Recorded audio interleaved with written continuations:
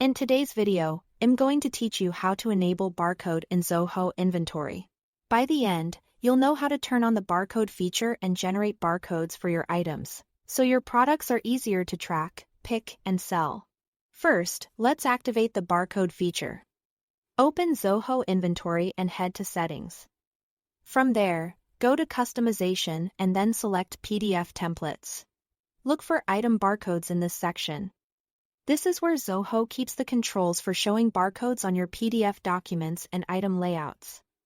Click Enable. Once enabled, Zoho Inventory knows you plan to work with barcodes, and the related options will appear as you move into your items. Now that the feature is active, let's generate barcodes for your products.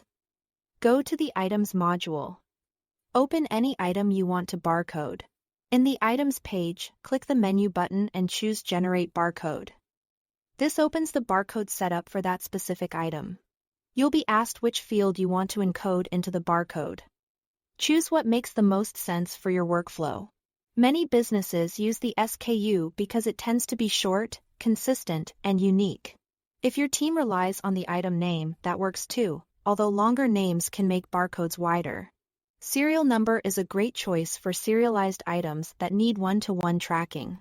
Once you've selected the field, click Generate and Save to create and store the barcode for that item. Before you save, you can customize the barcode type. Common options include EN13 and Code 39. EN13 is widely used in retail and typically requires 13 digits, so make sure your chosen field matches that format. Code 39 is more flexible and can include letters and numbers, which is helpful if your SKUs contain characters. Choose the type that fits your sales channels and scanning hardware. If you are unsure, Code 39 is a safe, general-purpose option for internal operations. You can also add supporting fields alongside the barcode, such as price or item name. This doesn't change the data inside the barcode, it simply prints extra human-readable information next to it. That way, staff can confirm they're scanning the right item at a glance. Keep the label clean and consistent so it's easy to read and scan. If you use long names, consider abbreviations to avoid crowding. That's it.